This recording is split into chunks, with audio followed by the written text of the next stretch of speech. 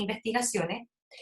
Es bueno recordar que esta es la cuarta sesión, ¿cierto? Y que el día martes, tuvimos una interesante charla y seminario con la doctora Andrea Bustos, ¿cierto? Donde nos habló de cómo ayudar a comprender a los lectores de educación básica. Les recuerdo que estas interesantes charlas están en el canal de YouTube de la Escuela de Pedagogía, disponible para todos ustedes. El día miércoles contamos, ¿cierto?, con la participación del doctor Pablo Cáceres, quien nos habló de los modelos de diagnóstico cognitivo y una nueva herramienta de la retroalimentación para los docentes. El día de ayer nos acompañó la doctora Constanza Errázuriz, ¿cierto?, de la Pontificia Universidad Católica de Chile, quien nos contaba acerca de las prácticas docentes de mediación de la lectura en la disciplina, cómo dialogar a partir de las lecturas para formar ciudadanos.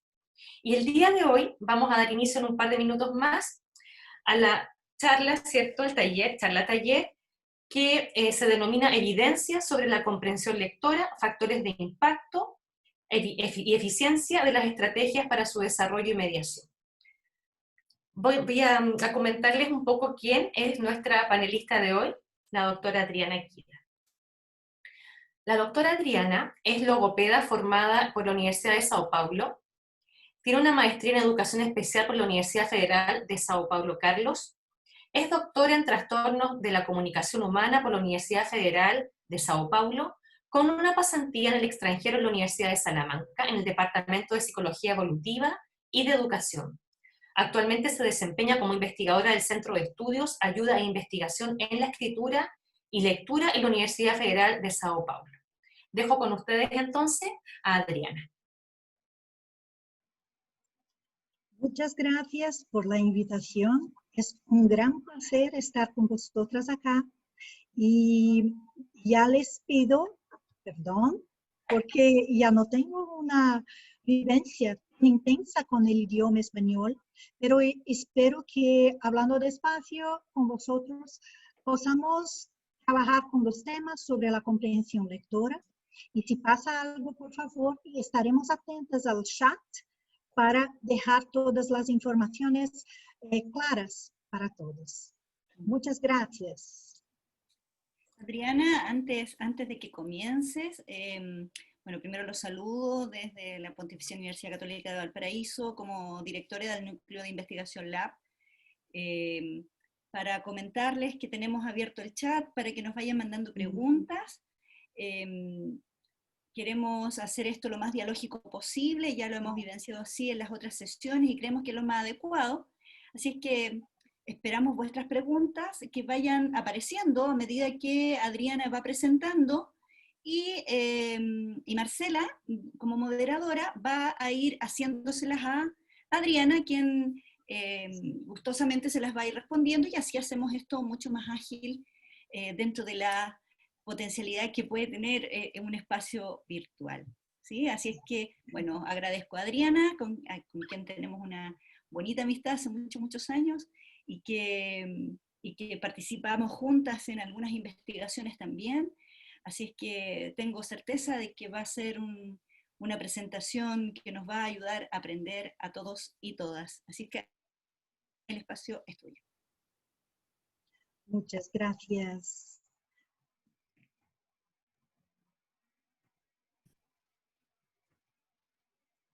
¿Se puede ver bien? Sí, Adriana, se ve bien. Muy bien. Entonces, hoy vamos a hablar sobre las evidencias que tenemos sobre el trabajo con la comprensión lectora. En especial, si consideramos los factores de impacto y además la eficiencia que pueden producir sobre su desarrollo y, por lo tanto, también la necesidad que tiene de mediación. En un primer momento, me gusta mucho esta definición de qué es la comprensión lectora. Es la elaboración progresiva de una representación mental integrada de la información presentada sucesivamente en el texto, de tal forma que se aprecien correctamente los objetivos de su autor. Y acá me gusta mucho porque, en general, trabajamos con una idea muy sencilla de que comprender es mantener informaciones, pero comprender es más que eso. Hay una cuestión muy importante. Nosotros transformamos palabras y oraciones en ideas, en imágenes mentales, tal como este niño que está a mirar el libro. Nos alejamos fácilmente de las estructuras lingüísticas para ascender al significado de mis experiencias, mis sensaciones, que están almacenadas en mi cerebro, de vivencias que trago desde la más tenra infancia. Entonces, comprender es un proceso muy, muy complejo. Para llegar a esa imagen, necesitamos de muchos dominios, complejos dominios. En un primer momento, claro, por la entrada que tienen, necesitamos del dominio del código escrito, que involucra el descubrimiento del principio alfabético, el conocimiento de letras y, por supuesto, de sus sonidos. Pero no basta esto. Hay otros factores, como las habilidades lingüísticas. Y la cuestión es, en ese momento, muchas de las habilidades lingüísticas deben ocurrir, deben trabajar de manera automática. Debemos ascender automáticamente al procesamiento de esta información, sea ella de naturaleza semántica, sintáctica o morfémica. Y además, necesitamos de buenas habilidades cognitivas. Estas me permiten mantener y además procesar las informaciones.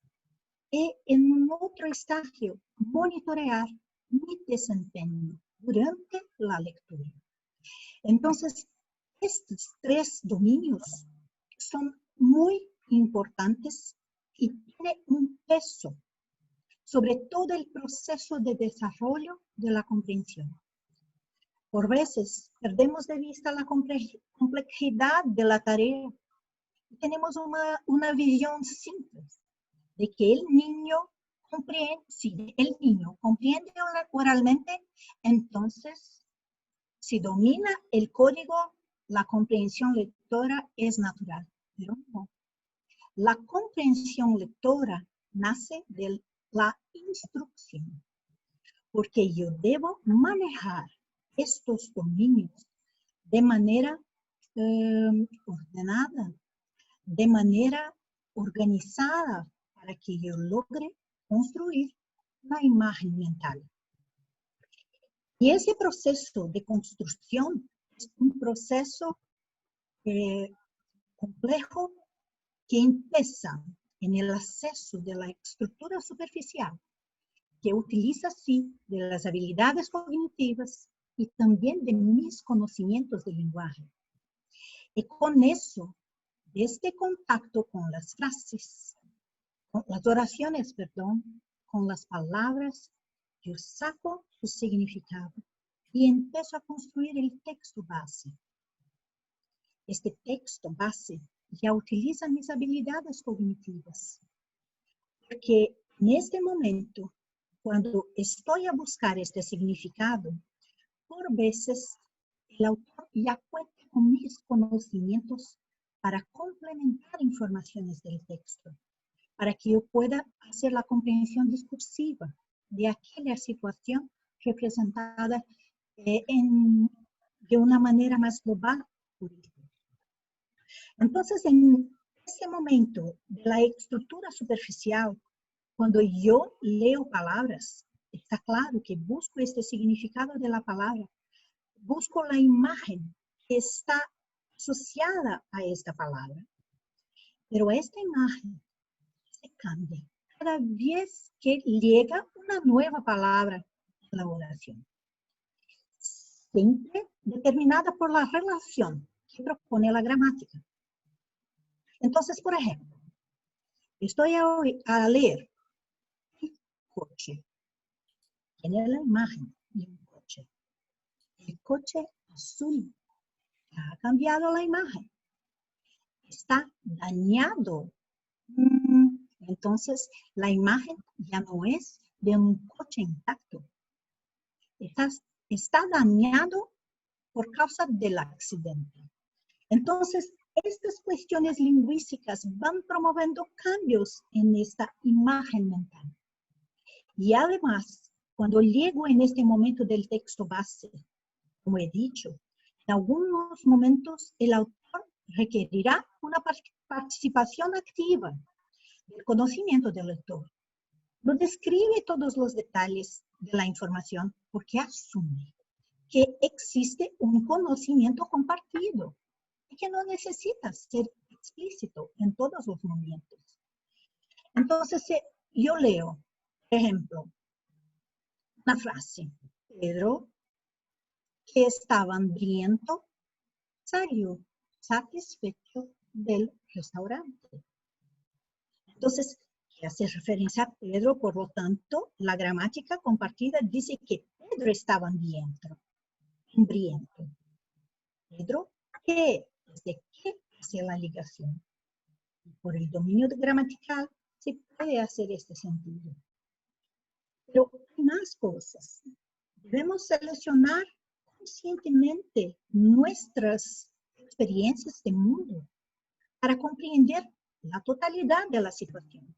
Si una persona está hambrienta y ingresa en un restaurante que por supuesto tiene comida, entonces deja el restaurante satisfecho porque comió.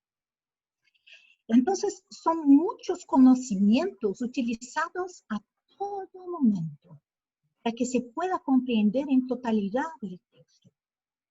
Y el lector debe aprender a manejarlos ordenadamente, según la demanda, la información que le llega. No hay una forma única de utilizarlos, pero la forma de accesarlos y ponerlos en juego depende estrictamente de la información que el texto solicitará. Y estos procesos y habilidades lingüísticas complejos son utilizados por veces conjuntamente. Miren, vamos a ver los pasos durante la lectura. En un primer momento, yo leo palabras y claro, como decimos, recuperamos los significados de las palabras leídas. Se transforman en imágenes. En un segundo momento, yo combino las palabras en oraciones, pero no puedo hacerlo si no tengo vocabulario y si no tengo conocimiento del mundo y dominios específicos que me permitan crear las imágenes. Y además, si no conozco la sintaxis y la gramática, no puedo cambiar paso a paso esta imagen.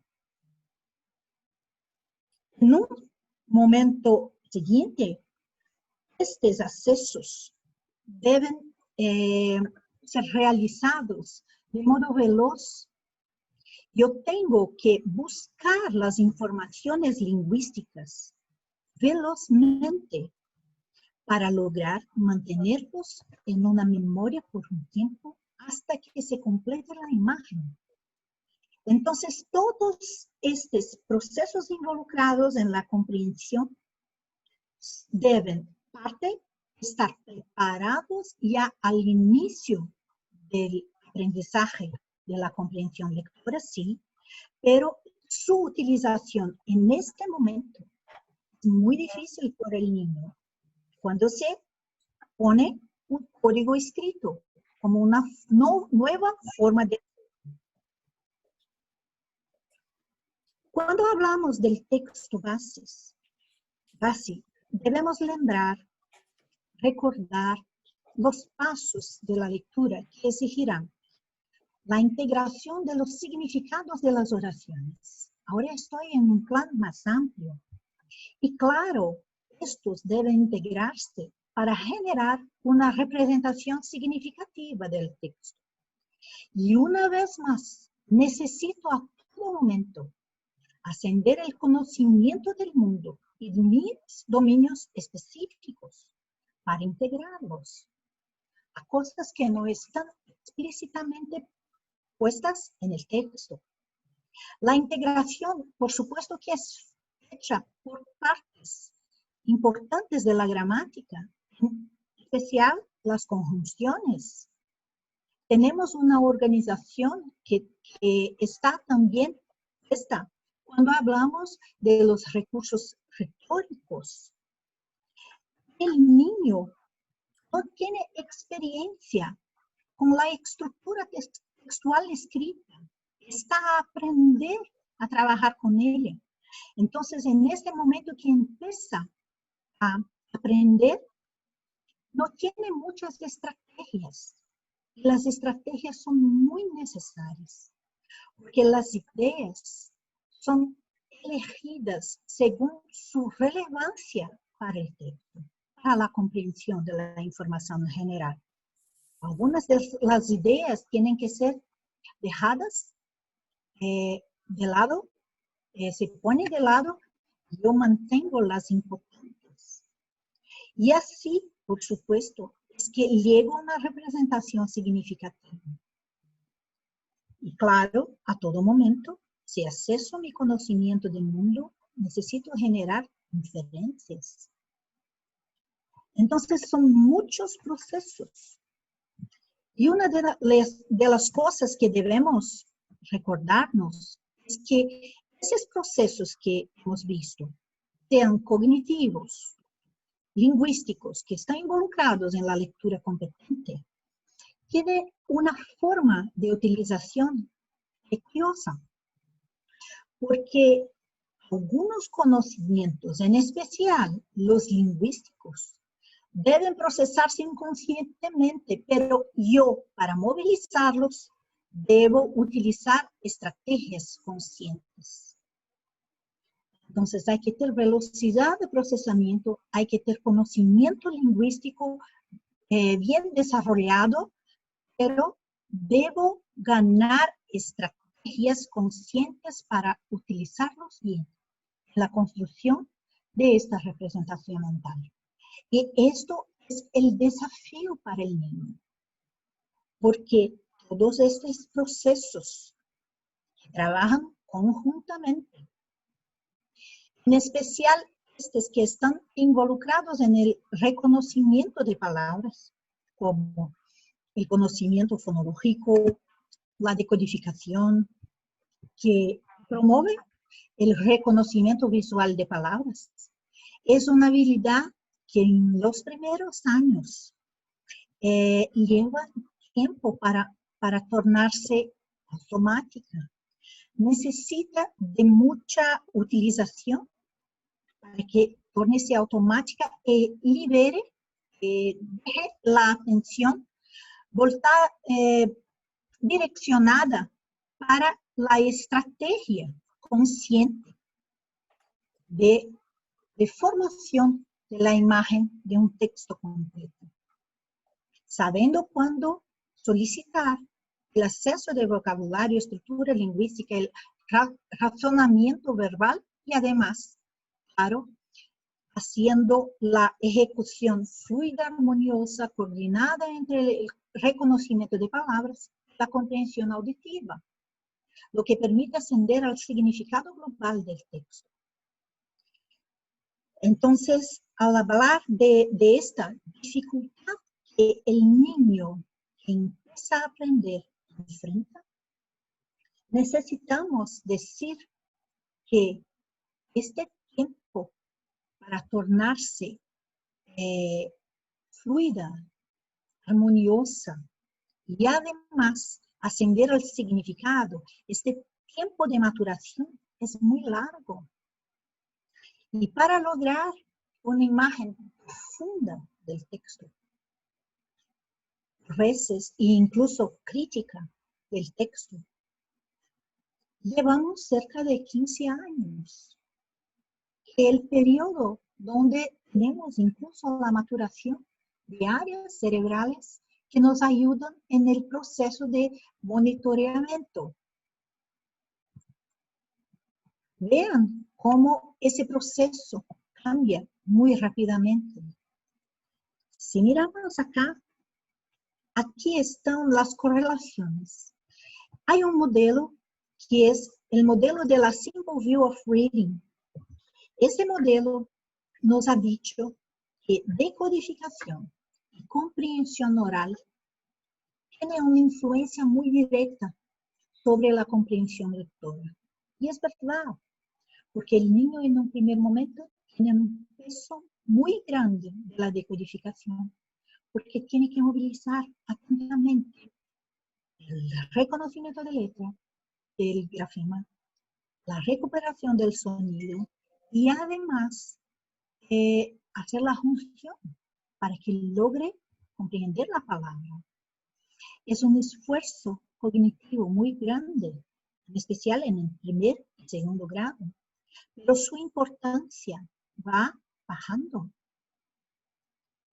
y dando espacio para la comprensión oral.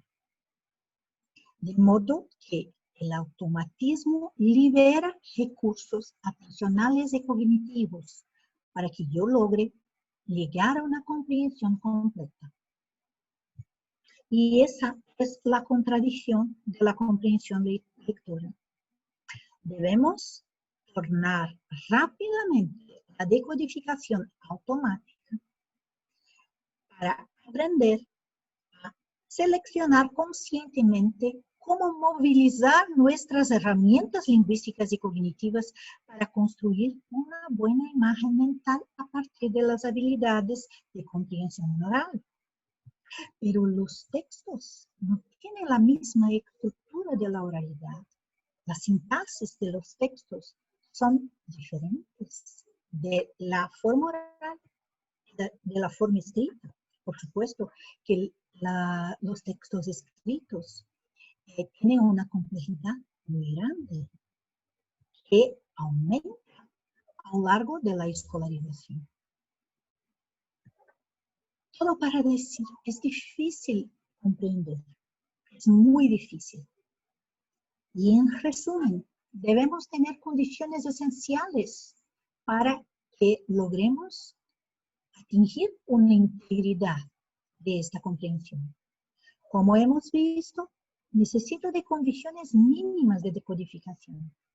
Debo reconocer la palabra, porque sin la palabra correcta no puedo ascender al significado con corrección. Y puedo tener errores. Y necesito de reparaciones. Necesito del dominio del vocabulario. Y debemos aquí considerar que en un primer momento utilizo mi vocabulario oral para la comprensión, pero después la lectura debe ayudarme a ampliar el vocabulario, incluso el académico. Entonces, él también es una herramienta de desarrollo del lenguaje.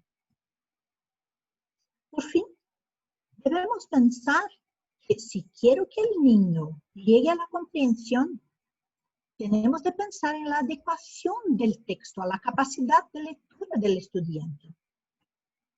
Debemos cuidar del tema de lecturabilidad, la facilidad o dificultad que pone en la decodificación, sobre la dificultad que puede tener determinado tema, la cantidad de palabras que pueden estar allí y que el niño no domina.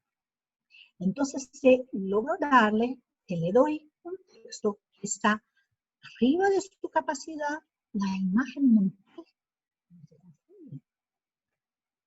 Y además, debemos saber actuar para lograr comprender el texto. ¿Cómo voy a movilizar las herramientas lingüísticas y cognitivas para construir una buena imagen mental del texto? Y en este momento vamos a hablar un poco de las prácticas que pueden ayudar al niño en este camino, en este largo camino que tiene para llegar a la comprensión completa. Claro, el primer factor que llama la atención de la escuela, de los padres, y es también un desafío personal para los niños, es el tema de la decodificación. No puedo ser rápido en el reconocimiento, preciso en el reconocimiento, y por lo tanto lograr hacer un proceso de comprensión más tranquilo. Y lo que tenemos acá es una verdad. La mejor manera para que los estudiantes se conviertan en lectores precisos, automáticos y expresivos, asegurando una transición oportuna de la decodificación consciente a la fluidez de la lectura, es a través de una práctica extensa. Hay que leer, hay que leer, hay que leer para que se llegue a la automaticidad.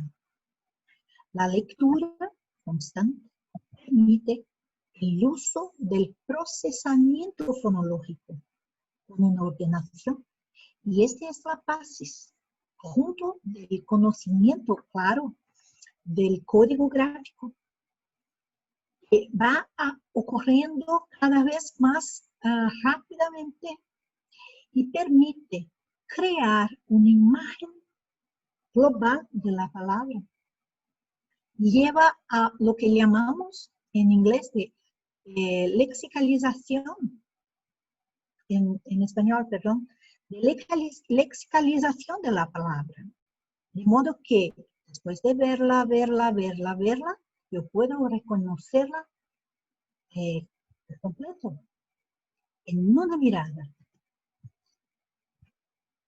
Las cuestiones son: ¿cuáles son las estrategias más utilizadas en la práctica de clases por los profes? ¿Y qué prácticas ayudan a madurar las cuestiones relacionadas a la decodificación? Vamos a empezar acá con las malas noticias, las prácticas que son muy utilizadas, pero que no funcionan. Y aquí tenemos una evidencia de la lectura rounding robin. Es definida como la práctica obsoleta de pedir a los estudiantes que lean oralmente uno tras otro. Y esa práctica, con todas las evidencias, y además hay algunos artículos de revisión que apuntan que a todos los estudiantes, perdón por el error, a todos los estudiantes, los que tienen un dominio del código gráfico, y en particular a los estudiantes que enfrentan dificultades con aprendizaje, esa práctica no muestra resultados importantes. Según estas investigaciones, los profes dicen que hacen uso de esta lectura por varias razones. Uno, por creencia de que esta estrategia es una forma de hacer accesibles los textos que son difíciles. Además, es una forma de garantizar que cada uno lea al menos una parte del texto. Y para ellos también es una manera de evaluar ese desarrollo de lectura oral de los estudiantes, una forma de monitorear el proceso.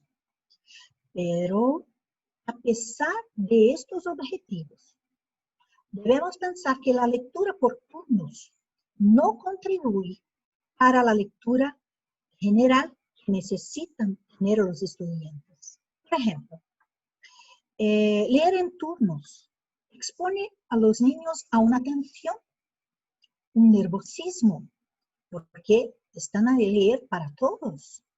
Y esta tensión y este nerviosismo hace que la lectura sea disfluente.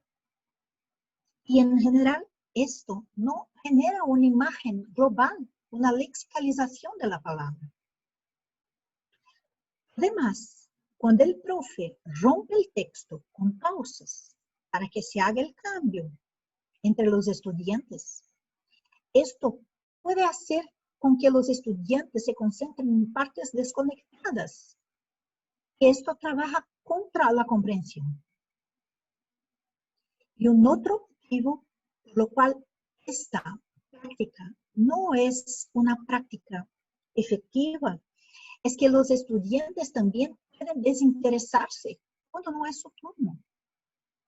Y así, claro, pueden por veces también poner atención de practicar antes su sección de texto, para que cuando leen en voz alta, su lectura esté muy bien, sea percibida por los otros como una buena lectura. Entonces, estos factores y estos comportamientos que en general esta estrategia trae para los niños no contribuyen para el desarrollo de la lectura y además para la lectura pensando en decodificación. Y además también no contribuyen para una adecuada comprensión textual. ¿Sí?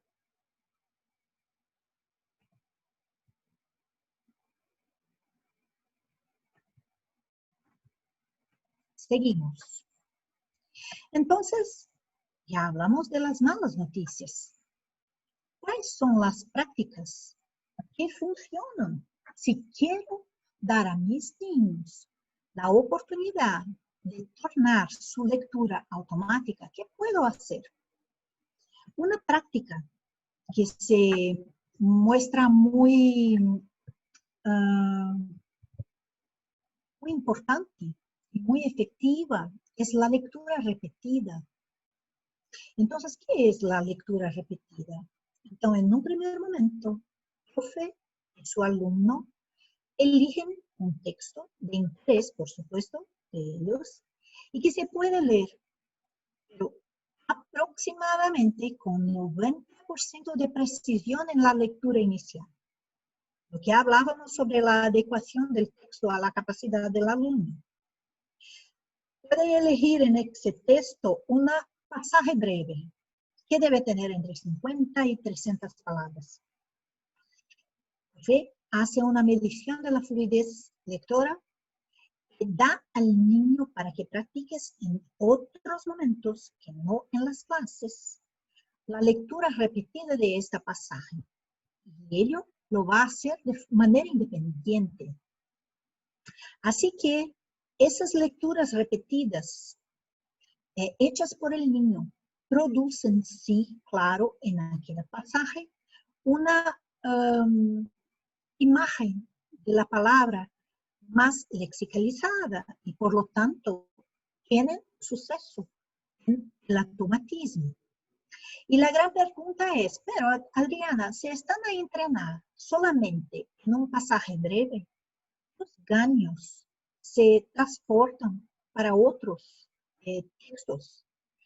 Sí.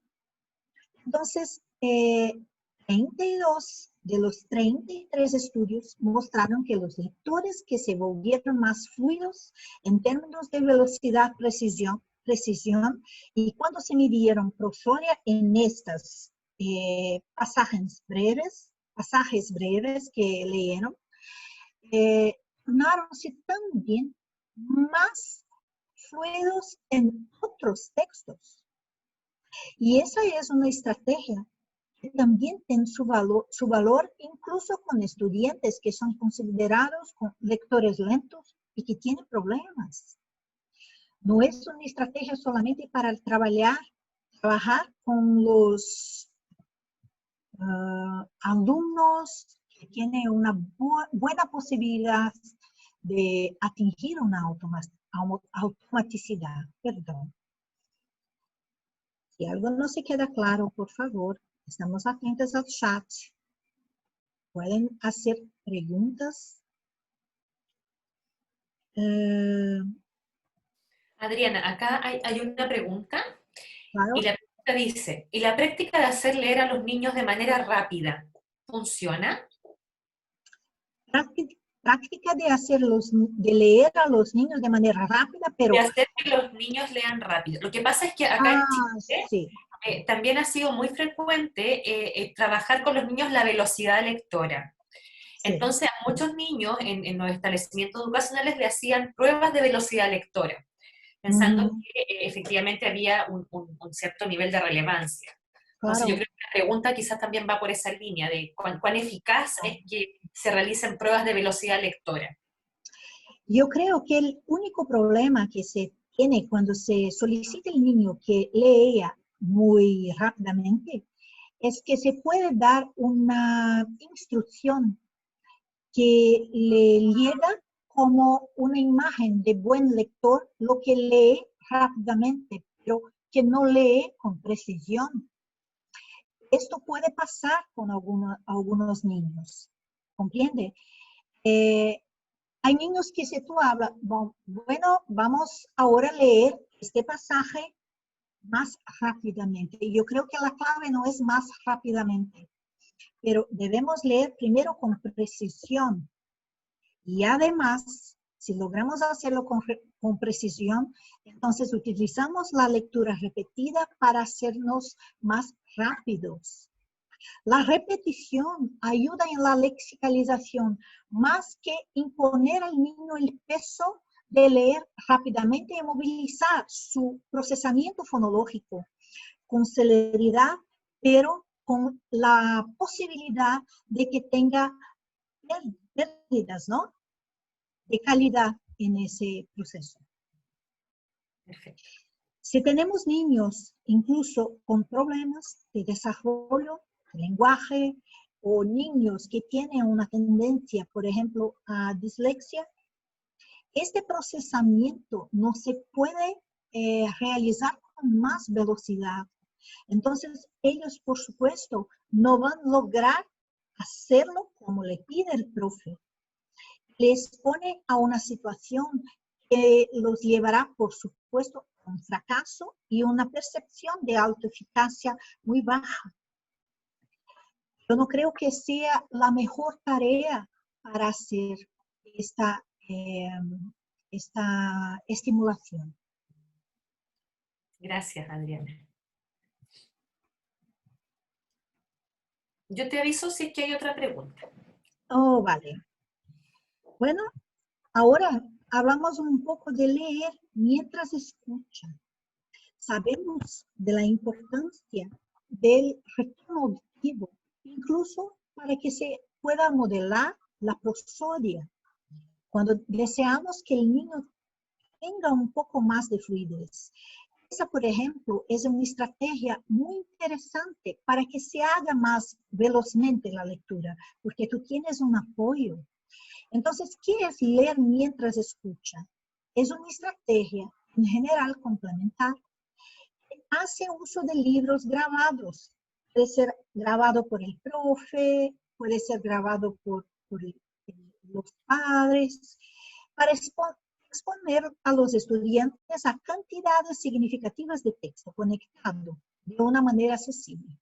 Entonces, en cuanto yo estoy a escuchar, estoy a leer. Estoy a leer. Claro que este lector es un lector izquierdo y por supuesto su velocidad llama mi posibilidad de acompañar visualmente este vocabulario y a crear representaciones lexicales. Y al mismo tiempo proporciona un modelo de lectura expresivo, con prosodia, automático. Entonces yo creo que esa es una estrategia más eficaz, por ejemplo, do que leer con velocidad, solicitar que lean con velocidad. Por supuesto que se tiene un soporte, una ayuda muy grande, es esta estrategia. El texto seleccionado debe ser desafiante para los estudiantes, ya que la combinación de repetición y modelado proporciona ese apoyo significativo. Y aquí tenemos muchas evidencias por estudios también de metaanálisis y además también algunos estudios experimentales que son las mejores evidencias en ciencia sobre las prácticas que muestran mejoras significativas de la velocidad y la precisión de lectura para los estudiantes. Y es claro que estas son algunas de ellas, las que tienen una evidencia más fuerte. Pero hay otras prácticas que son igualmente efectivas para promover la fluidez en la lectura, como la instrucción de lectura orientada a la fluidez, instrucción de lectura amplia, lecturas repetidas, emparejadas. Entonces, para que puedan profundizar el conocimiento en estas prácticas, vamos a disponibilizar un artículo que trae las evidencias, que trae las discusiones sobre el papel que ellas pueden desarrollar en las prácticas de clases, porque se pueden hacer como algo complementar o pueden ser hechas en el propio espacio de las clases. Son herramientas pedagógicas. Lo que debemos tener en cuenta es que muchas de estas prácticas de lectura hechas en clase pueden no funcionar para todos los estudiantes. Y si no funcionan para todos, ¿qué podemos hacer? Debemos tener en cuenta que hay factores de riesgo neurobiológico y que estas crianzas tienen una probabilidad mayor de tener trastornos que necesitarán de un apoyo suplementar que debe ocurrir por apoyo de los profesionales de salud, porque solamente el apoyo escolar no traerá los daños que necesitan para seguir la progresión de lectura. Y en ese momento, justamente por causa de estos niños que tienen un riesgo neurobiológico para trastornos, es que en especial cuando hablamos de Estados Unidos y además de Europa, si tienen una propuesta de intervención que se llama modelo de respuesta a la intervención. Es una estimulación educativa, pero controlada. Y ese modelo de respuesta a la comprensión es una estimulación educativa que visa mejorar el desempeño de todos los estudiantes en una competencia algo y además identificar con más precisión los niños en riesgo para trastornos de aprendizaje. Entonces, ¿cómo está estructurada esta propuesta de respuesta a la intervención? Ella se estructura en 3 etapas. En la primera etapa tenemos una instrucción que es pensada para ocurrir con todos los alumnos y que debe trabajar las competencias centrales para aquella habilidad que se desea desarrollar. En un segundo momento, los niños que no lograran hacer daños con esta estimulación tienen una segunda oportunidad. Son trabajados en pequeños grupos con una estimulación en la escuela, pero más intensiva. Y los niños que, por supuesto, no logran ganar la habilidad deseada para aquel periodo de escolarización, por supuesto que necesitan de una intervención individual intensiva. Entonces, deben pasar en un primer momento por diagnóstico. Y por supuesto que necesitarán de terapia. Terapias de apoyo que aquí ya no se hacen en la escuela. La cuestión es que este modelo de respuesta a la intervención trae beneficios. ¿Beneficios por qué? Por veces los profes tienen una evaluación del desempeño que es inexacta. Y podemos tener una incidencia de falso positivo, o sea, niños que no tienen ningún problema y son vistos por sus profes como niños que pueden tener trastorno.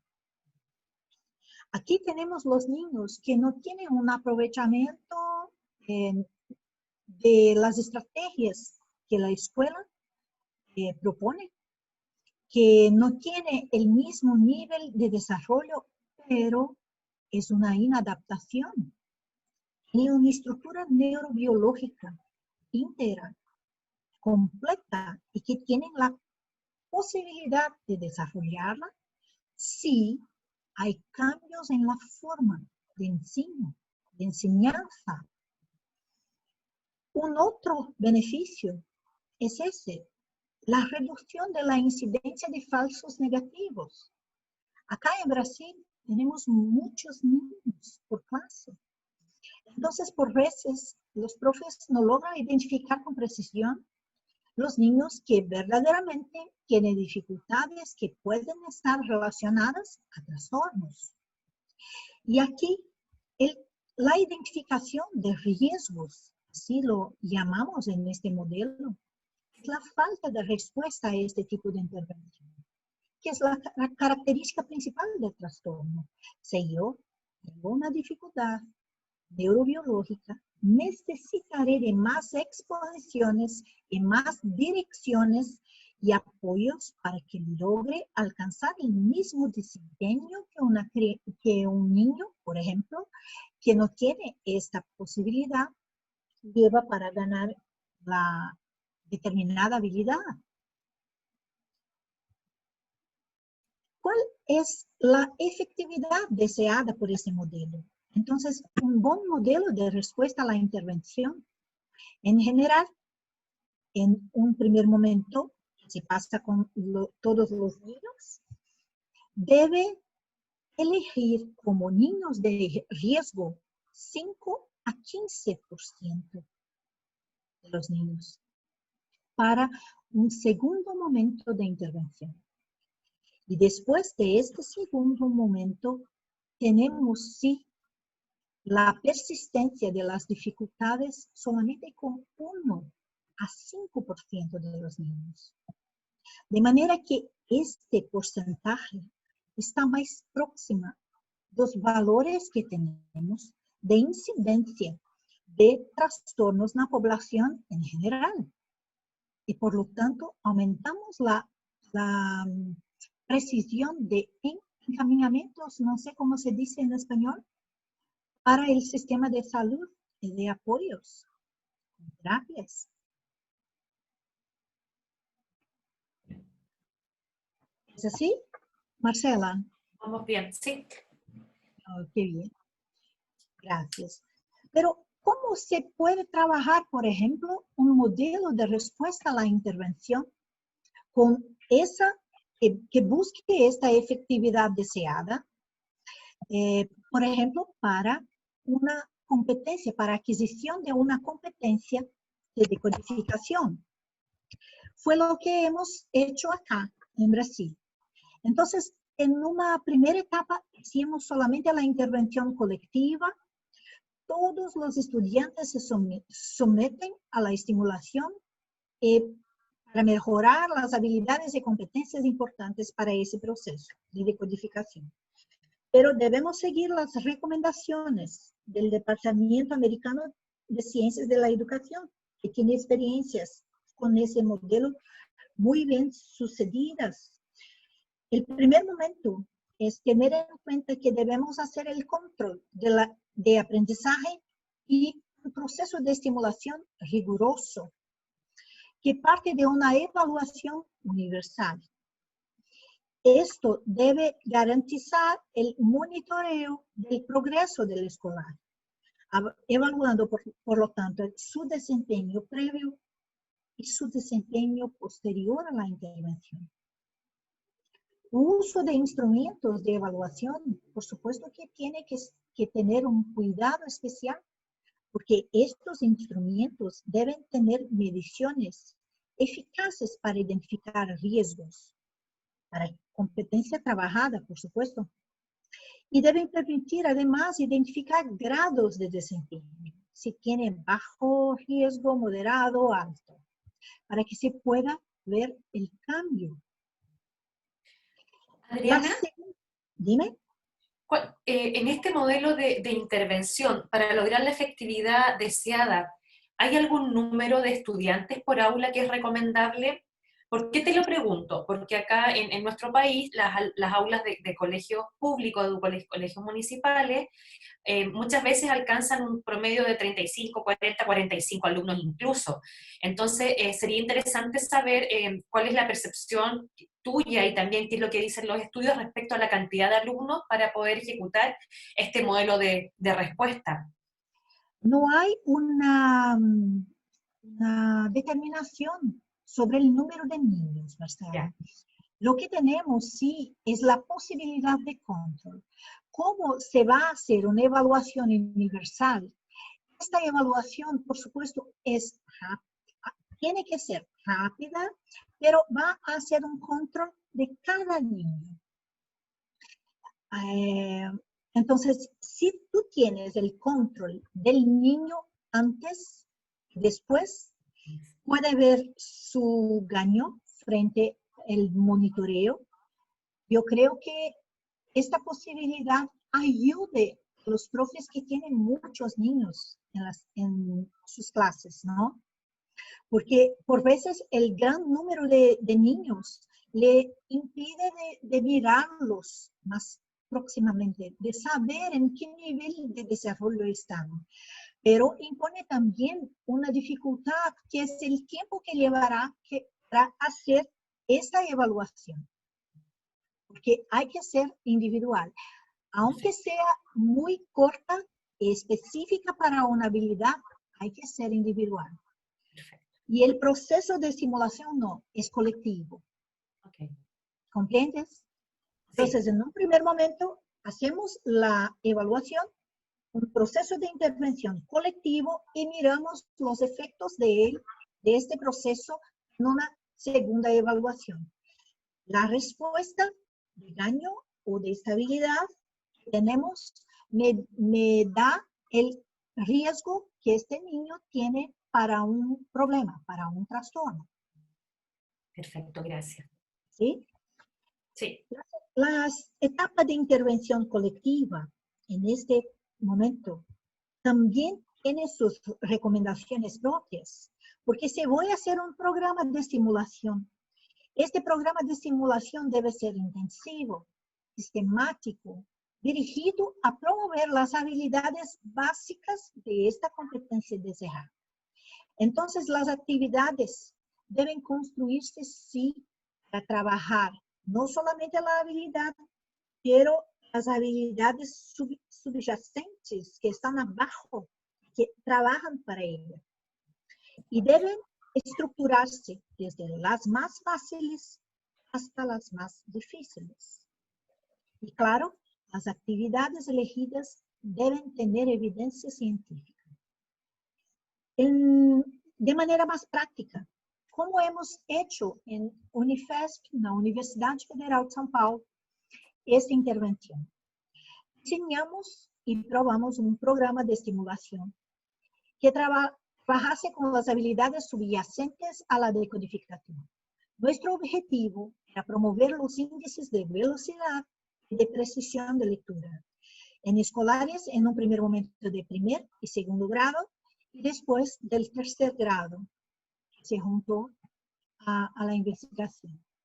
Las actividades que elegimos a partir de evidencias científicas en el trabajo de Damasceno y con la participación de Ávila, tenemos una duración de estimulación de sesiones de 1 hora, 2 veces por semana, con actividades de calidad y eficacia comprobada para ayudar en el desarrollo de este aprendizaje de decodificación.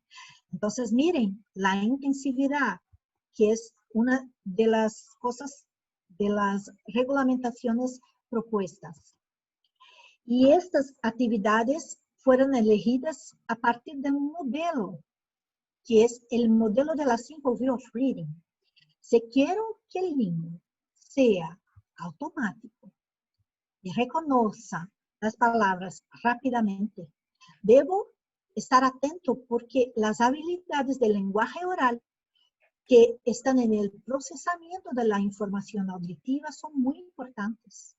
Entonces, percepción auditiva y además memoria de trabajo fonológica, acceso al léxico mental, son fundamentales, son como una estación de trabajo compleja que tiene que acelerar la formación de la palabra a partir del stock, del buffer de imágenes mentales del fonema. Y además tengo que darles conciencia de la estructura de las palabras, la conciencia fonológica. Claro que ella, asociada al conocimiento de letras y dominio de la relación entre grafema y fonema, es que me permitirá leer de manera acurada palabras de transparencia ortográfica. Puedo tornarme fluente. Entonces, ¿qué actividades fueron estas? Teníamos una tarea de discriminación auditiva, por ejemplo. Y decíamos a los niños, hablaré palabras, presta atención y descubre qué palabra dije 2 veces. ¿Listo? Entonces, con una pantalla proyectada, los niños veían las imágenes y oían las palabras. En portugués, sola, cola, vela, vela. ¿Qué tiene que hacer el niño? Mira que sola y cola tiene solamente un fonema de diferencia. Entonces, la cuestión de la discriminación auditiva en nivel fonémico y además la necesidad de mantener en la memoria de trabajo fonológica los ítems para que pueda compararlos es una tarea que trabaja activamente las cuestiones de discriminación y además ya trabaja a favor de la conciencia fonológica. Entonces tenemos percepción, memoria de trabajo. Pero hay más cosas que debemos colocar aquí, como la tarea de acceso fonológico léxico mental. Entonces, esto era hecho al final del proceso de estimulación y decíamos a los niños, miren estas imágenes, debe decir los nombres de estas figuras tan pronto como pueda. Yo marcaré el tiempo. Jugarás este juego 2 veces. Veamos si puedes hablar más rápido la segunda vez. Entonces, recuperar más rápidamente una misma imagen, y en portugués tenemos una similaridad entre estas palabras, lleva el niño a una imagen mental más precisa del sonido. Pata, Adriana, vaca, X, giz, foca. Entonces son palabras que son muy similares y que exigen una precisión. Dime, Marcela. acá hay otra pregunta que Claro. plantea que para la discriminación auditiva, ¿cómo lo hicieron con niños con hipoacusia para la intervención? No En el, teníamos en la muestra niños con hipoacusia para ya. esta intervención. Pero claro, en este momento hay que cuidarles si están presentes en la clase. Y hay posibilidades que se puede utilizar. Tenemos algunos métodos en Brasil, y yo creo que también lo tienen en Chile, que son los apoyos manuales para los fonemas. Entonces tenemos aquí lo que llamamos de multigestos, donde tú pones la mano en la fase para que dé el niño la percepción del fonema. Entonces, por ejemplo, aquí se podría hacer en una tarea como esa, sola, cola, vela, vela, para que logren ganar más pistas y así especializar su representación mental del fonema. ¿Sí? Quedan alrededor de 20 minutos de la presentación para Claro. que puedas considerar tu tiempo y no nos perdamos nada. Claro, claro. Aquí hay un ejemplo de una tarea de conciencia fonológica y trabajamos siempre en el nivel fonológico, en lo silábico.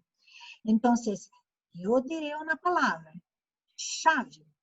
Ahora salgamos un poco de esa palabra. Eliminemos el ch. ¿Qué palabra nueva se formó? Entonces, tiene que responder ave. Es una tarea de manipulación fonémica. Claro, aquí ya tenemos todas las bases lingüísticas trabajadas, pero necesitábamos de una tarea de reconocimiento de letras. Y los niños la reconocían y hablaban en orden A, B, C, D, E, F, G. Y al final de esta pasaje, por todo el alfabeto, decíamos, ¿cuál es el sonido que hace esa letra? Muy bien. ¿Cuál es el sonido que hace esa letra? Para trabajar así la tarea de reconocimiento y además el dominio de los sonidos. Pero si quiero una lectura efectiva, debo pensar que la lectura, miren, las evidencias, la lectura hay que ser contextual. La lectura hay que tener un apoyo y un modelaje para que logre hacer la lexicalización. Entonces, por supuesto, teníamos un momento de lectura oral conjunta, pero ¿cómo vamos a hacer esto en una clase? Teníamos proyectado que los niños nos acompañaban en voz alta. O barulho fantasma. Mário estava sentado no chão fazendo a lição. Y el diseño representa en exacto los sentidos que tiene la oración. Y una última tarea era la tarea de vocabulario visual. Entonces aquí presentábamos en primer momento, en primer plan, la figura, después la palabra completa. Y los niños las iban leyendo a lo largo del programa, de las 10 sesiones, siempre estas palabras y además nuevas palabras que le daban. La tendencia que tenían es de generar un vocabulario visual para reconocimiento completo. ¿Y cuáles son aquí las últimas actividades? En portugués tenemos un problema que es la ortografía opaca. Nuestra ortografía no es tan transparente, entonces necesitamos además de conocimiento morfémico, porque necesitamos mirar el contexto donde está una letra, un grafema. Y para eso, claro, empezábamos con tareas de conciencia morfosintática, ya vuelvo en la otra, morfosintática, que les llevasen al final de palabras y al reconocimiento de algunas reglas de decodificación. Por ejemplo, aquí. É preciso cuidado ao enrolar os brigadeiros. Brigadeiro é este dulce. Pois eles melam, porque se colam, se pegam na mão. Melam. Que yo tengo el sonido acá más largo, yo sé que yo escribo con AM. Diga melão. Adoro comer melão no café da manhã. Es muy similar, pero melão se escribe con AM. Entonces, es para trabajar un contexto más amplio. Pero como el programa pedía, también necesitábamos de una tarea más desafiadora sobre el punto de vista del acceso fonológico léxico. Y teníamos aquí una tarjeta donde el niño debería decir el nombre de las figuras tan pronto cuanto pudiera y dábamos el sonido inicial. Chuchu, chapéu. Él debía llegar a la palabra. Entonces, pensar a partir del fonema es algo que también es organizador para el sistema fonológico.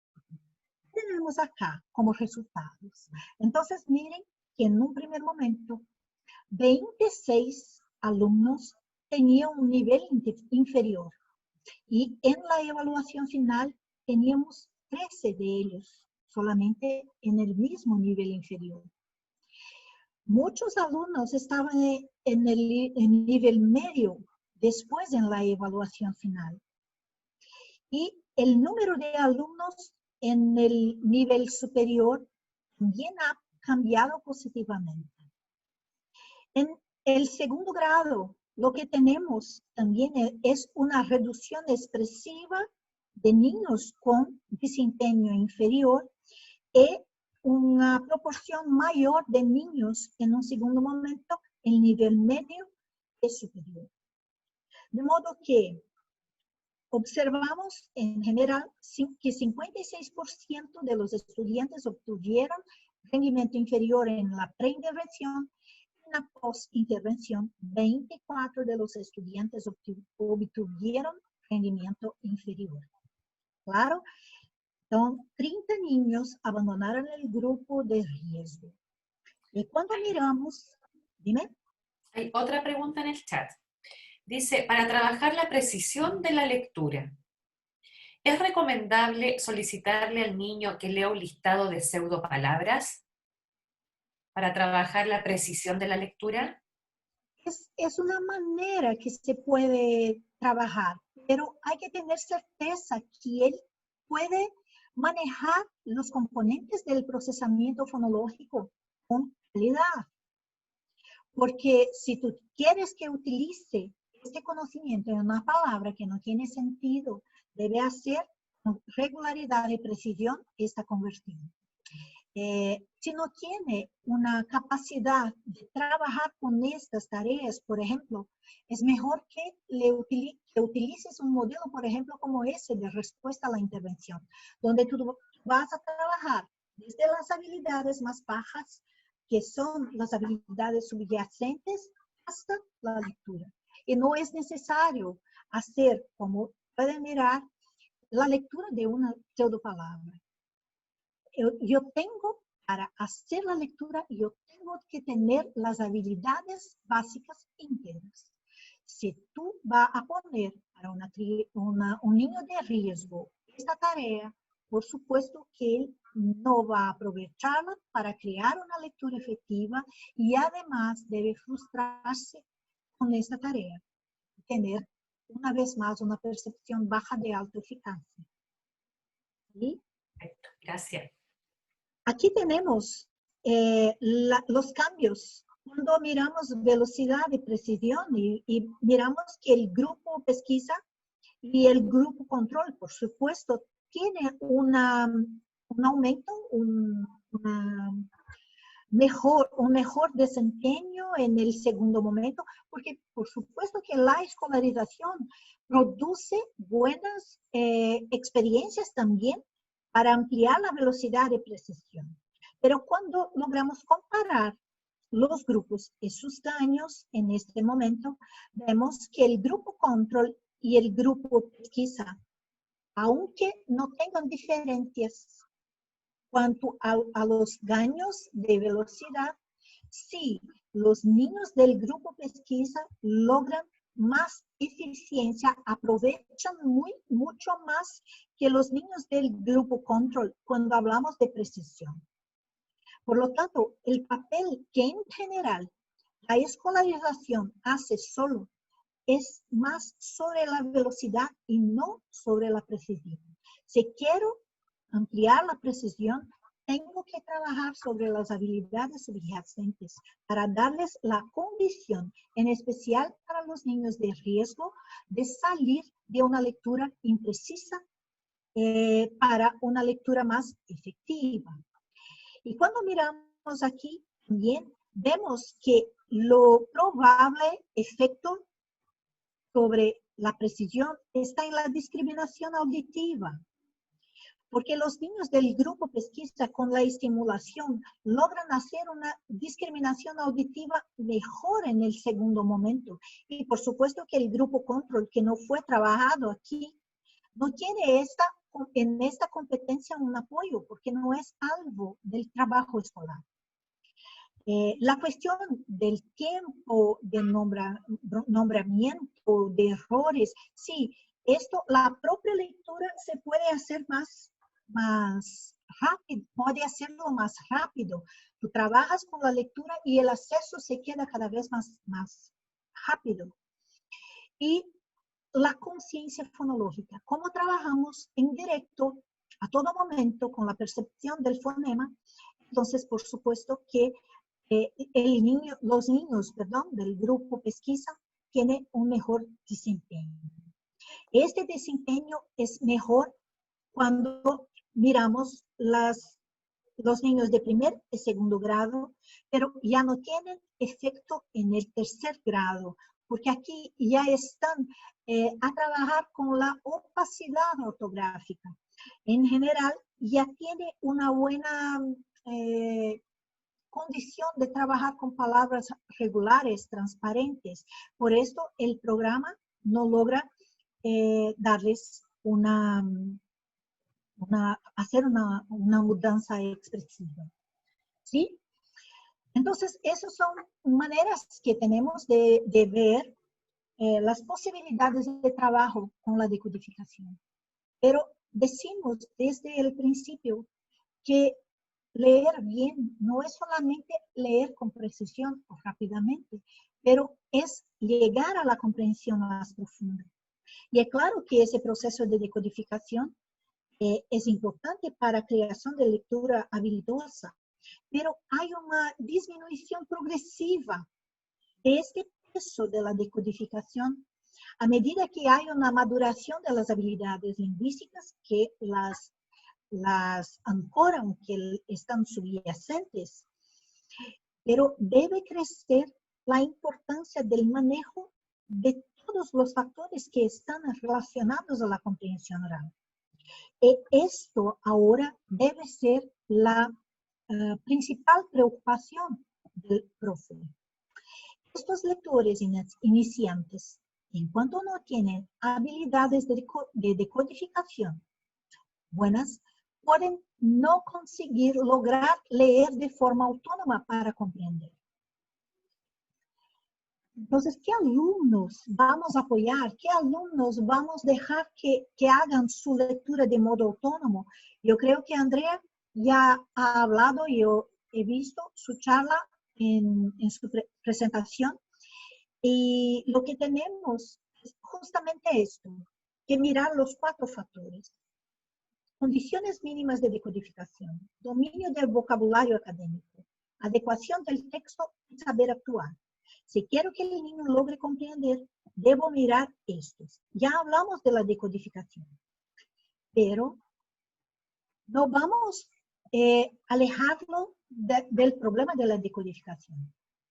Miren esta forma de comunicación que aquí está.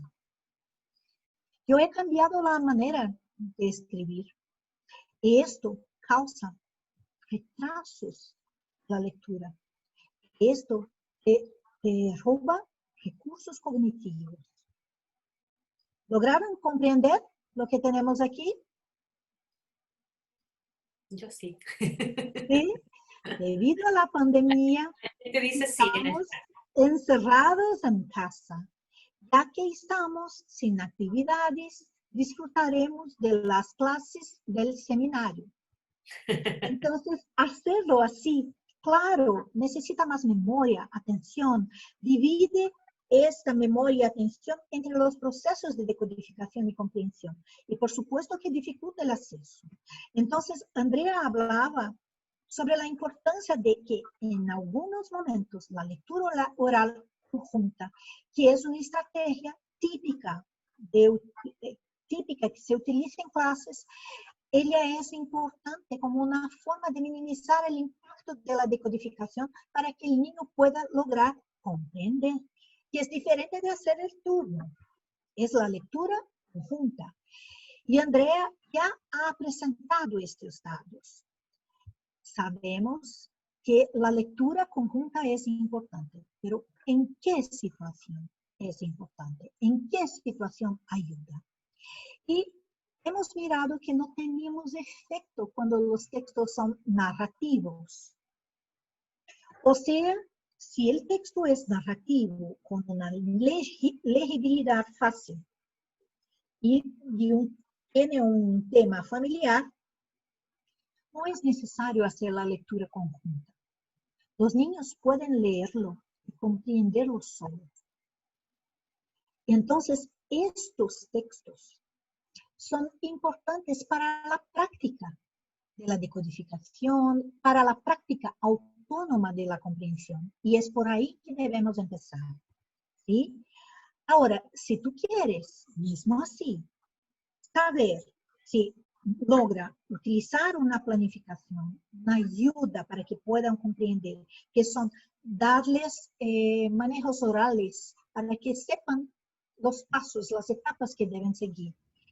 Y si debes lograr colocar junto la lectura oral, lo que tenemos es que sí, elige entonces la ayuda de planificación más lectura oral, porque es más efectiva.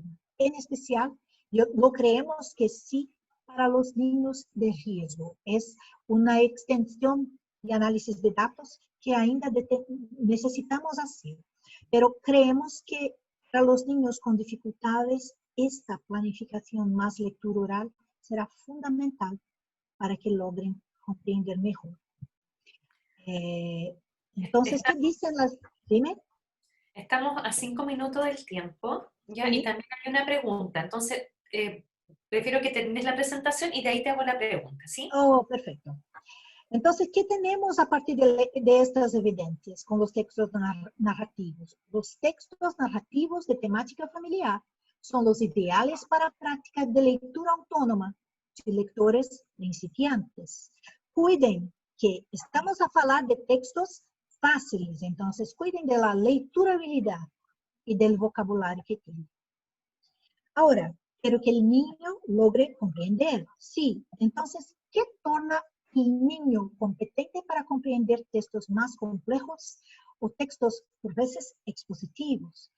Para disfrutar de una lectura, debes leer bien, y para leer bien es necesario tener buenos materiales de lectura y situaciones que favorezcan un trabajo activo para construir el sentido.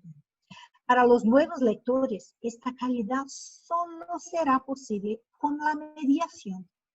Y era lo que presentaba Andrea para vosotros al inicio de los movimientos del seminario.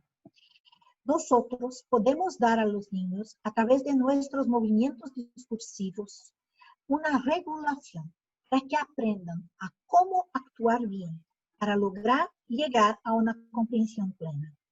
Esto es una ayuda, es un lector experimentado guiando a un novato, para que sepan cuáles son las mejores estrategias de manejo de las competencias lingüísticas y cognitivas.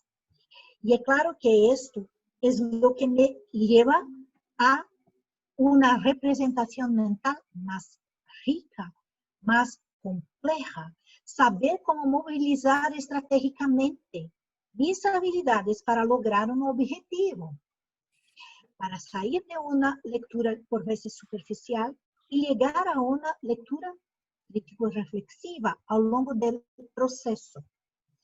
Debemos saber, claro, de su complejidad aquí, ya hablamos sobre esto, que en este proceso la memoria de trabajo nos pide la necesidad de macro reglas, entonces debo elegir la información principal y para eso necesito estrategia. Puedo aprender con un lector experto y además no tengo ainda maturidad para realizar el control, porque el proceso de maturación neurológica, en especial de las regiones frontales, se da a los 12, 13, hasta 15 años. Entonces no están listos para hacerlo. Necesitan de una regulación que viene de un mediador, que es quien dirige sus acciones, quien genera conciencia, quien promueve el aprendizaje a través de un modelaje. Y es esto que lleva a una lectura estratégica. Por fin, además, estos movimientos traen una eficacia, porque al final logran llegar a una imagen compleja de ese texto. Entonces es más fácil hacerla con apoyo. Yo veo que me comprometo mejor con las metas, yo tengo mayor control frente a las frustraciones y paso a paso voy ganando una percepción de eficacia. Aquí Andrea también ya ha presentado la planificación, que es un método de hacer estos movimientos orales. Hay que pensar en cómo hacerlos y lo disponibilizaremos después a través de todo contenido que Andrea dejará en detalles. Pero vamos a nos concentrar en el resultado. Tenemos en los textos expositivos una complejidad mayor, dificultades con el tema que son más difíciles, la estructura sintáctica y además por veces el vocabulario académico. Entonces, para ellos, cuando miramos los resultados, no tenemos duda. La ayuda de planificación más lectura oral para niños que están en tercer año del curso de educación primaria es fundamental para que logren comprender. Si no tienen esa ayuda conjunta, entonces pueden no llegar a una representación mental completa. Y miren cómo movilizan todo lo que tienen para llegar a la comprensión, aunque estén sobre la ayuda. Entonces, es importante decir que sea la ayuda con lectura o la ayuda de planificación, esta aumenta la comprensión general de los niños. Si tú quieres que el niño comprenda el contenido, si tú quieres que a través de los textos expositivos los niños aprendan este contenido, entonces la planificación o planificación acompañada de lectura oral son fundamentales. Y es claro que un apunte, aquí es solo un apunte, es la cuestión del vocabulario académico, que también debe se sumar a la discusión. Aquí estamos hablando de estrategias más globales, pero si estamos delante de textos, ¿debemos o no explicar los términos que pueden hacer el texto más difícil o no? Entonces debemos recordar una cuestión. Si quieres que el niño tenga autonomía, 90% de las palabras deben ser conocidas. Porque si no, no logrará hacer la comprensión automáticamente y solo. Y en este caso, sí, la ayuda de planificación, la ayuda sobre la instrucción puede ser determinante para la construcción global de la información. Y además, debemos también conocer nuestra clase. La influencia de las diferencias culturales aquí son enormes, porque hay grandes disparidades en el conocimiento previo y el nivel de logro que pueden hacer en lectura. Entonces, la planificación también es una oportunidad de bajar la dificultad para estos niños que no tuvieron una oportunidad sociocultural buena. Es necesario que lleguen a esta información. ¿Por qué? Porque ellos también tienen que aumentar su vocabulario a lo largo de la escolarización. Y si no llegan a comprender, no pueden hacerlo.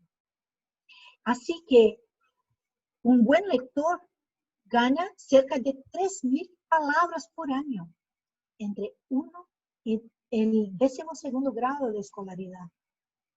Si tu niño no llega a comprender, no llegará aquí y no tendrá las mejores herramientas para comprender no solamente las situaciones del texto, pero para leer el mundo, para crear las representaciones y comprender lo que está a su alrededor.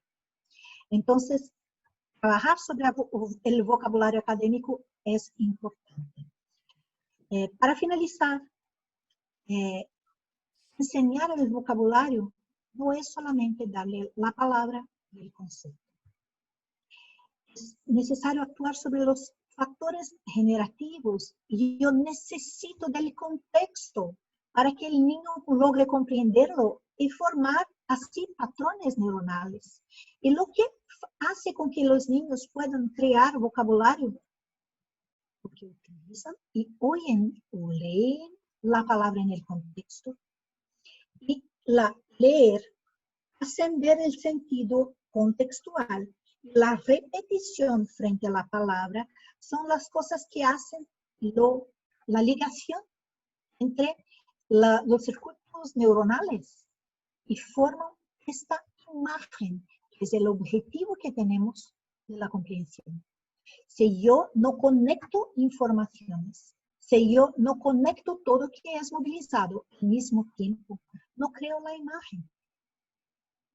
No creo la imagen y no puedo comprender. Entonces, no se olviden que es necesario para ampliar el vocabulario, la lectura, leer en contexto. Sí, la instrucción puede llegar al niño, sí, pero inicialmente por un movimiento donde tú vas a discutir los conocimientos previos, enriquecerlos para que logren hacer una lectura libre. Y que la lectura libre, en este caso, es 1.7 veces más eficiente que una instrucción directa para que construyan un vocabulario en un corto plazo. Estas evidencias que tenemos acá estarán en un material complementar para que puedan profundizar esta cuestión. Y aquí el punto final. No nos olvidemos que debemos trabajar para que los niños tomen conciencia de que comprender es crear imágenes. Se aleja de almacenar frases o informaciones superficiales. La comprensión a través de las letras es la capacidad de leer el mundo que te rodea, desde la perspectiva que aporta el autor. Es despertar tus propias percepciones en la creación de imágenes que significan. Solo lo que tiene sentido permanece con nosotros como conocimiento. Las otras cosas las ponemos en la basura. Entonces, trabajar con ese manejo es muy, muy especial y es necesario porque la competencia lectora es la base de un ciudadano libre para comprender su propio mundo. Gracias por todo, por esta oportunidad y estoy aquí lista para preguntas. Sí. Muchas gracias, Adriana, por tu presentación. La verdad es que hay puntos conceptuales y estratégicos muy interesantes que sin duda tanto a nosotros como a las personas que nos están acompañando en esta sesión nos van a ayudar. Hay dos preguntas, ¿ya? Esta se hizo hace un momento atrás, pero no te quise interrumpir para que pudieras cerrar la idea. Dice, ¿qué diferencia hay en lectura en turno y lectura con... No, es cuando tú pones una persona para leer, después hay una interrupción y otra persona lee en secuencia. Es lo que hacen algunos profes en las clases. Entonces, tú lees de aquí, el próximo, ahora de aquí a aquí, el próximo. Entonces, es una lectura que tiene pausas. Esta pausa es lo que provoca, genera una incomprensión por veces del texto global. Pero si tú vas a hacer una lectura conjunta, vas a leer junto con el niño.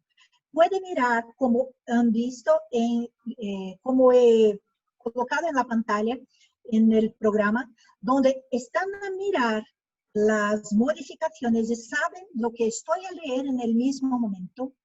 O si estamos en una condición, por veces, uno para uno, leer los dos juntos en un mismo tiempo. Esto es juntar el sonido a la imagen mental y es lo que genera o promueve la cuestión del dominio del código gráfico. Perfecto. Hay una pregunta que es bien contextual, ¿ya? Y tiene que ver con cómo se podrían ver afectados los procesos de lectura frente a esta educación remota o a esta teleeducación. ¿Qué opinión tienes tú respecto de de esta modalidad que llegó, ¿cierto? Acá hablamos, hay una educadora que habla de una respuesta pedagógica de emergencia, que los Sí, profesores tuvimos que dar una respuesta pedagógica de emergencia, y que por lo sí, tanto muchos de nosotros estamos con mucho esfuerzo, ¿cierto? Levantando recursos tecnológicos, apoyando a los alumnos, conteniendo a los padres, qué sé yo. Pero desde tu experticia, ¿cómo se podría haber afectado el desarrollo de la lectura con esta educación remota? yo creo que el desafío es que en especial la instrucción inicial de lectura exige del niño algunas características y un niño que no tiene una atención, una regulación atencional tan buena y que frente a desafíos puede o no conectarse más a la clase, enfrentar estos desafíos o dejarlos. Yo creo que esta que es cuestión de movilizarlos y mantenerlos conectados en un momento que es importante para construir el conocimiento del código, es el mayor desafío. Porque los niños menos resilientes, ¿hay esta palabra en español? Que no tienen resiliencia, en general se alejan. Y se Los más ponen más. distraídos. Sí, y movilizarlos es muy, muy difícil, ¿eh? Ponerlos allí. La presencia del profesor, del profe, la presencia de un terapeuta, en mi caso, por ejemplo, hace una diferencia enorme. Que tú puedes manejarlo, tú puedes decir que levántese, que haga algo diferente, hacer de un modo diferente, pero aquí estamos en la pantalla. Los recursos y las posibilidades que tenemos para atraerlo para la actividad son menores. Y todo también está relacionado al entorno. ¿Cómo está el entorno de su casa? Su atención solamente acá, sus padres pueden apoyarlo o no, podemos contar con una red. Entonces, yo creo que esta sea la dificultad. Son inmaturos para regularse. Perfecto. Son muy inmaturos para regularse. Y a la inversa, Adriana, una pregunta a la inversa. ¿Ves alguna oportunidad de fortalecer a lo mejor algunas estrategias o algunos recursos, ¿cierto? Tanto de los profesores como de los niños en esta modalidad que resulta un poco más interactiva En, en la clases educación remota? online. En el fondo es la pregunta contraria. O sea, tenemos, Claro, claro, tenemos claro. algunas dificultades, ¿cierto? Algunos desafíos que enfrentar, pero también podríamos encontrar algunas oportunidades en esta educación remota. Yo creo que sí, pero por supuesto que demanda muy planeamiento, Sí, planeación o planificación. planificación, claro, planificación, porque debemos pensar en el tiempo corto de atención que tiene, la necesidad de cambiar muy rápidamente las actividades y por supuesto hay que tener un repertorio largo por veces para una clase. Entonces hacer, sí, apuntes más específicos para estas habilidades puede ser algo que en un momento de clase no pasa, pero aquí tenemos esta posibilidad. Pero hay que manejar muchas herramientas, formas, juegos y pensar en especial en el estímulo lingüístico que genera el conocimiento. Entonces, ¿es posible? Sí. Puede generar un aprendizaje más interesante, más envolvida. Sí, va, solamente esto va a garantizar el compromiso del niño con el aprendizaje, no lo creo. Yo creo que los niños en este momento de dificultad mantienen su tendencia de alejarse de estas situaciones que les molestan, ¿no? Pero sí, yo creo que la diversificación de estrategias puede traer los niños más envolvidos también con la posibilidad de aprendizaje. Y la tecnología ¿Cómo se también. dice? Hablamos de Sí, que la ellos son tecnología. nativos digitales la mayoría, Claro, entonces también es claro. un recurso de atracción para ellos también. Sí, sí, por supuesto. Bueno, Adriana, estamos ya pasados un poco en el tiempo, pero fue, a ver, acá hay otra. Hay un comentario, dice, programar evaluaciones individuales sin la presión de control del grupo completo mientras se realiza es una de las oportunidades que nos deja este sistema remoto.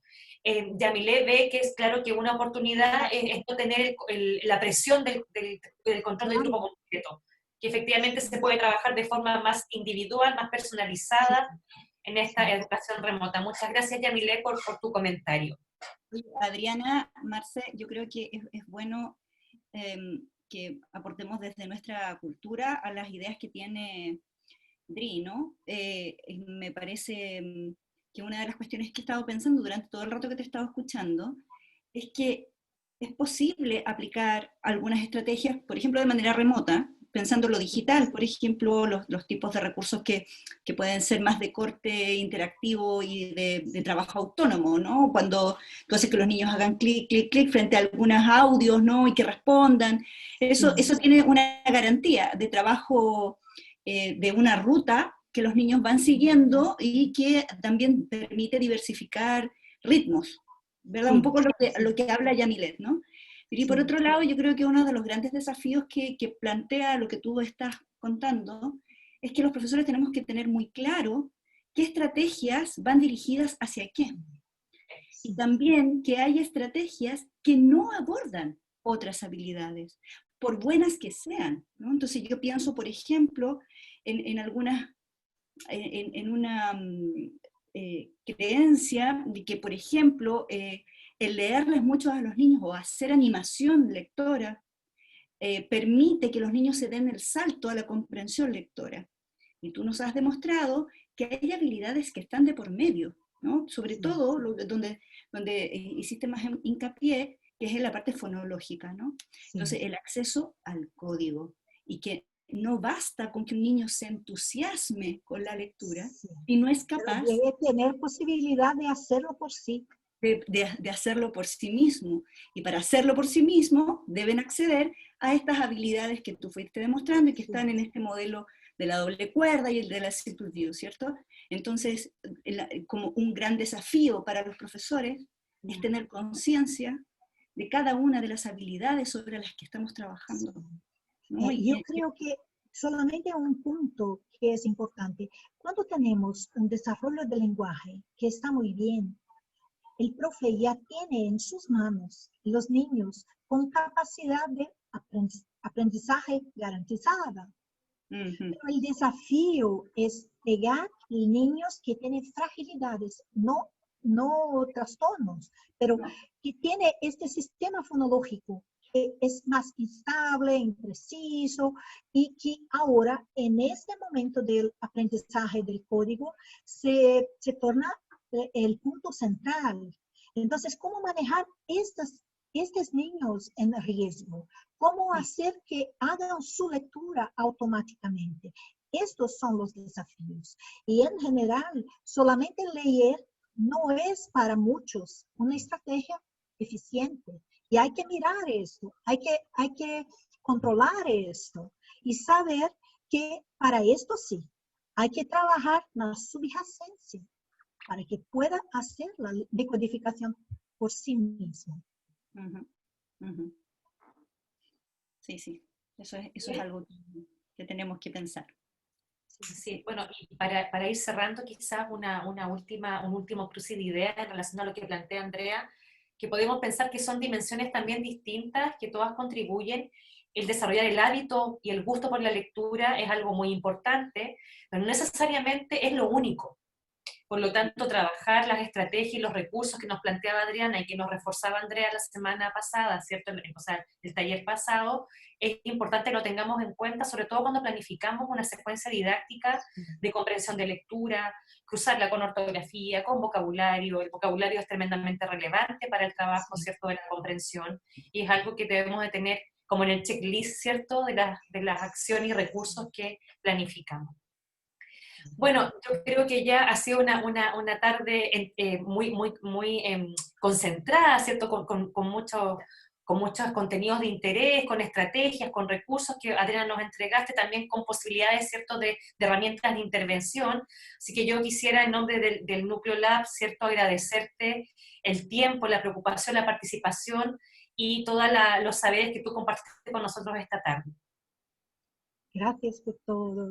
Eso fue un placer. Yo espero que tenga hecho una habla para de una manera general, pero Casi primera lengua. aquí tengo también el Gmail, entonces si quieren escribir o si queda alguna duda ainda después de esta discusión, estoy a disposición.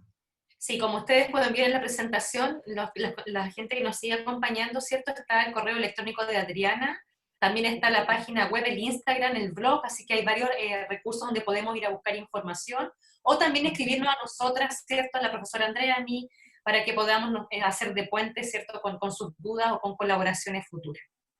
Vamos a ir cerrando y aprovecho la oportunidad de dejar los invitados para el lunes, que es la última sesión, ¿cierto?, de este ciclo de conferencias y de seminarios del núcleo, del núcleo Lab, para poder ver y escuchar el tema de revisión y retroalimentación de la escritura, creencias y experiencias de profesores de educación primaria, que está a cargo de la profesora Marcela Hart y la profesora Esther Cádiz de España. Así que los dejamos cordialmente invitados.